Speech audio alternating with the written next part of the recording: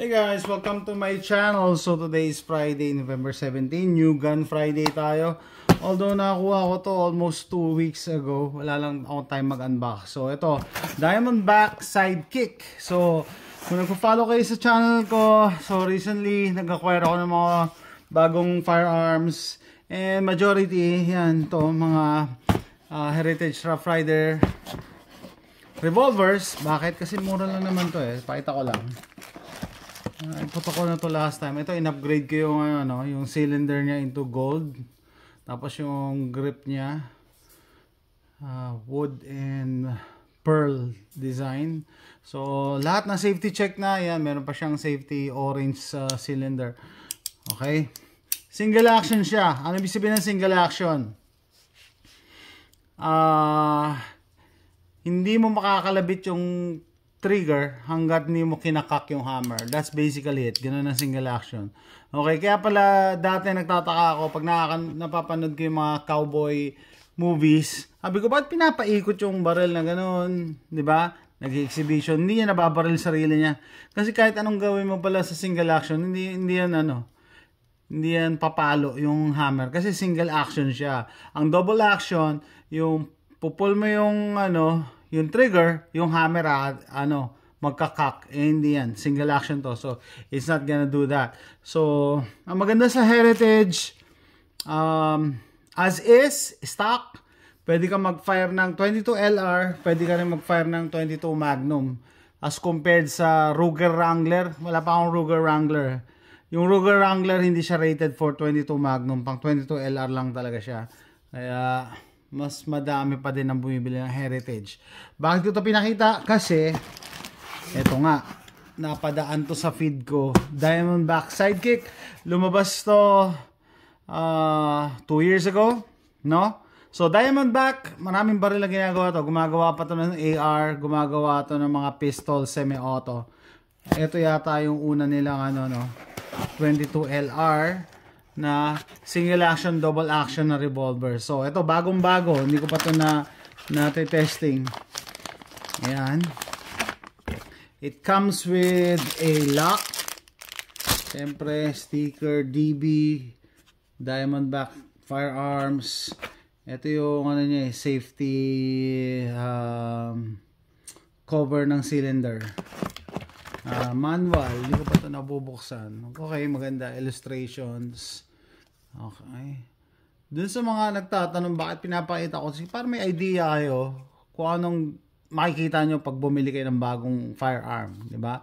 And na-appreciate ko na ngayon tong manual kasi may mga times, yan, maganda illustration, paano mo iti-take down. Ito, nung kinuha ko to sa dealer ko, sabi ko, paano ba isuswing tong cylinder? Wala akong makitang usually meron kang ipipress para mag-eject sideways yung cylinder. Okay, wala. Wala yung pala dito. Kaya ayan, magagamit yung manual. So, siya, ang isa pang plus nito, yung Heritage kasi 6 rounds lang siya or 6 shots. Pero meron silang available na 9 rounds. Mas mahal yun, bihira. 1, 2, 3, 4, 5, 6, 7, 8, 9, 10. 9 pala to. 2, 4, 6, 8. 9 rounds to. 9 shots. Okay. So, burnt bronze ang kulay niya. Dito nga ako. Hirapan ako angle sa likod ng camera. Burnt bronze. Yan. Bagong-bago. Nakalagay dito, 22 LR and 22 Magnum swing out cylinder. Swing out. Nagsuswing out. Hinahanap ko talaga yung tab dito eh. Wala. Yan. Swing out kasi yung mga Heritage Rough Riders hindi siya swing out. Kopya to ng mga sinaunang single action revolver. Hindi yan nagsuswing palabas. Dito ka lang maglo-load. Isa-isa, no? Mas mahirap. So mas madali ito kaya gusto ko ng revolver na ganito eh. Sabi ko, okay. Yung mga modern revolvers na yung design niya. Okay, nagsuswing out. Yun nga lang, wala siyang pinipindot. Kailangan mo i-pull dito. Okay, sige. Pagbigyan ko na. Tapos, ejector. Ito, built-in ejector.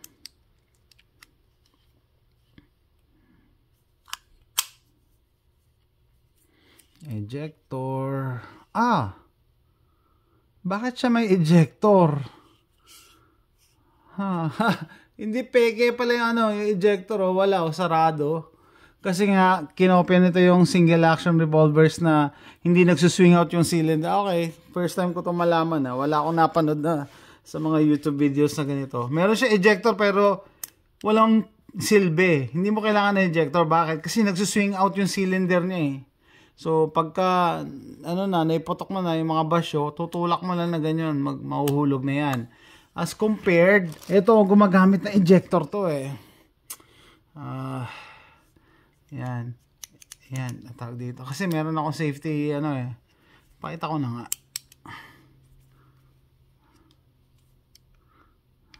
Press mo to. Para ma-demo ko sa inyo. Ito yung, ang tawag dito, safety tabs. Para alam mong hindi loaded. Bago kasi itong cylinder na to Bigyan nyo na ako bago yung cylinder na to Okay. Bago kasi siya. Hindi natin pwede pakita. Kasi si YouTube may pagka Yan. In-upgrade ko to. Bakit to in-upgrade? Wala lang. Mas parang nagagandahan ako sa color combination niya pag ganyan. Dali lang kasi dapat masara ko to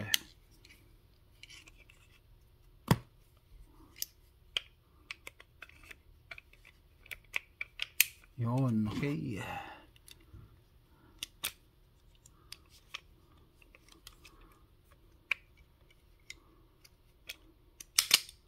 Okay, so yung ejector, dahil nga hindi nagsuswing out yung cylinder nito, yan tutulak niya yung yan ang purpose ng ejector.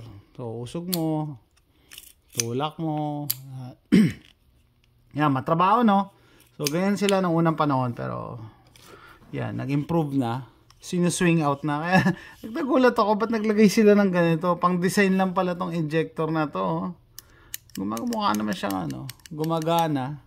Pero pang design lang talaga siya, hindi pala siya Kasi hindi mo siya kailangan sarado siya Sarado.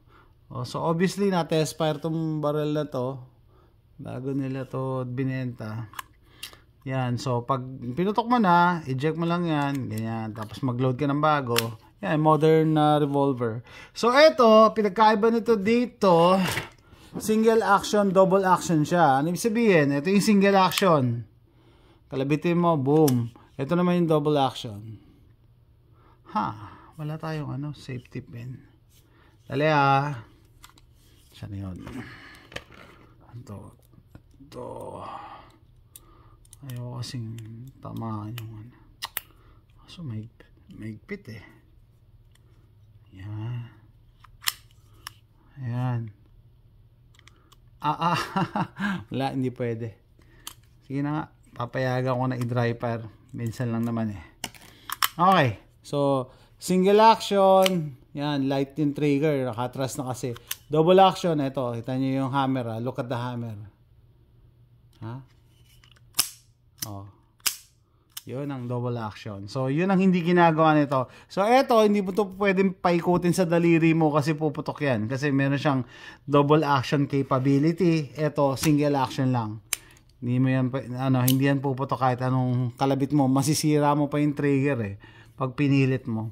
So, I don't see people in the Philippines buying this kasi kung bibili ka lang ng isang barrel, 'di ba? Dapat gusto mo all around na, yung pang range time, pang self-defense.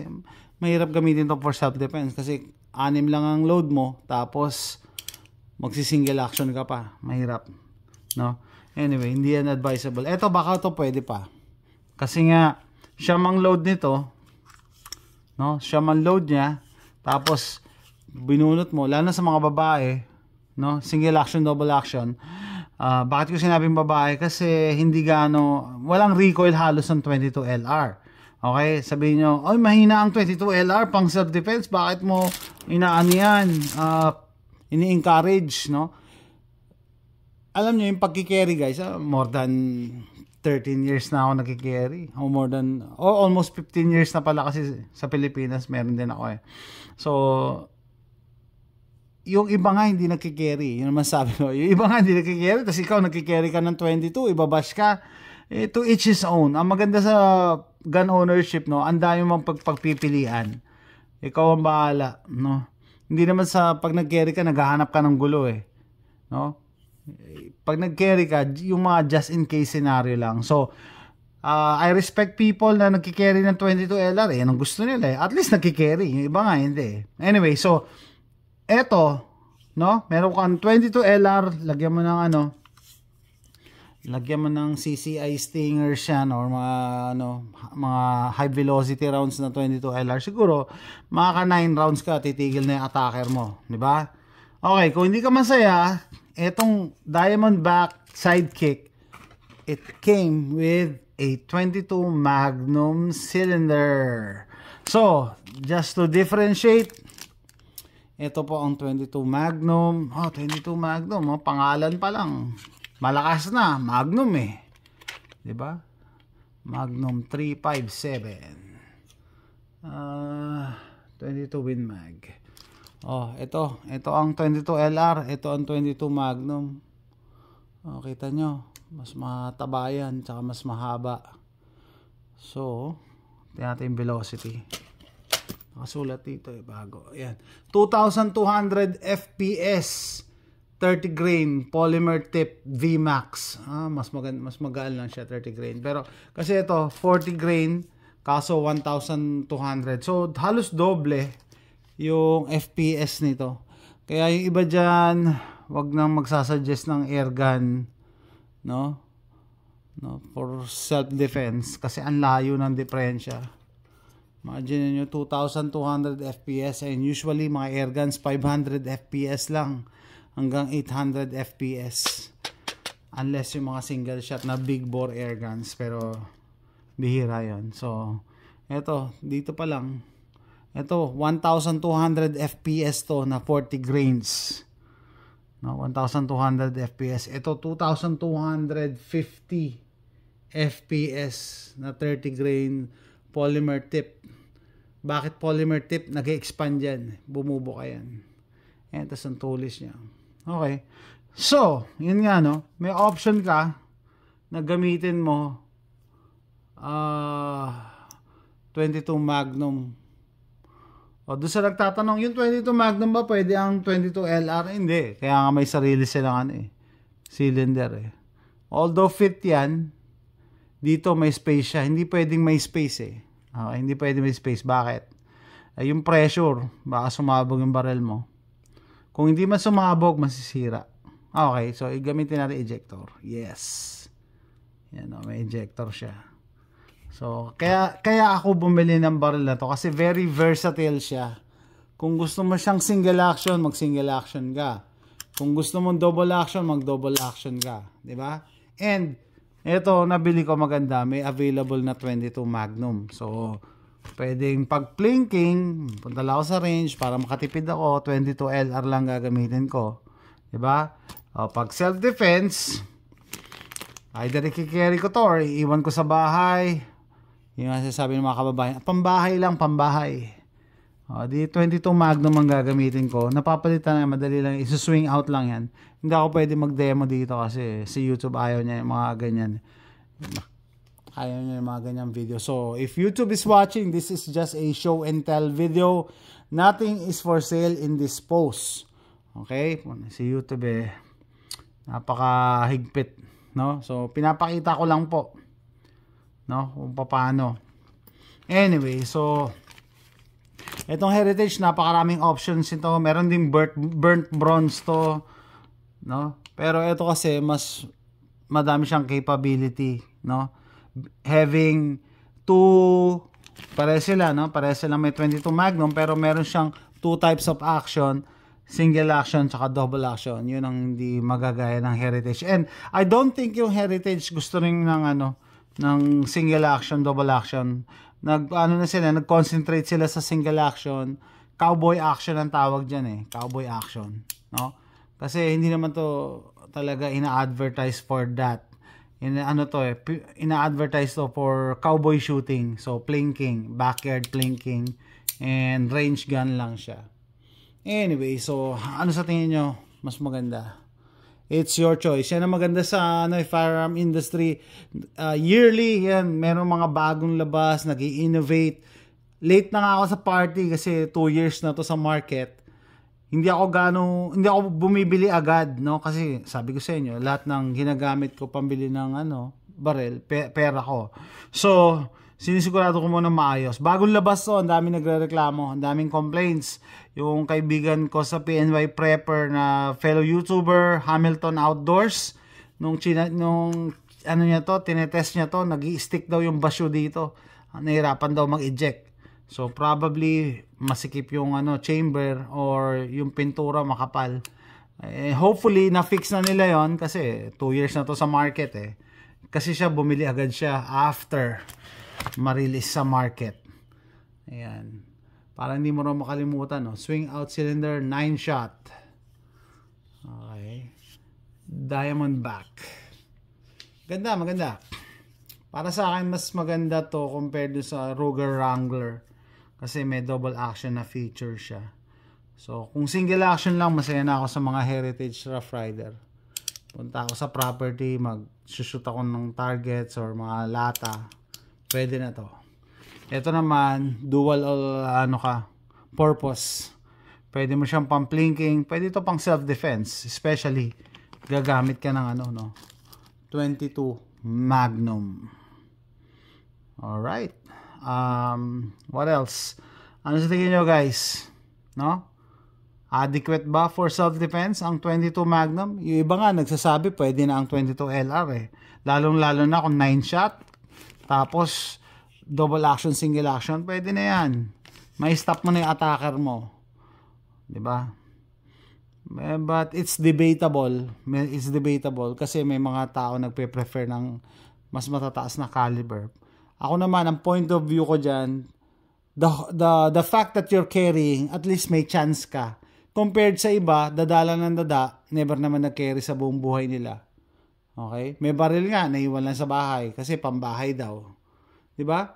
So, iba pa rin yung may dala eh. Yan difference. So, with that, tatapusin ko na yung video na to. Kung nag-enjoy kayo, please click like, share, and subscribe para makagawa pa ako mas maraming videos. No? Abangan nyo ako kasi paalis ako ngayon. Magka-camping ako.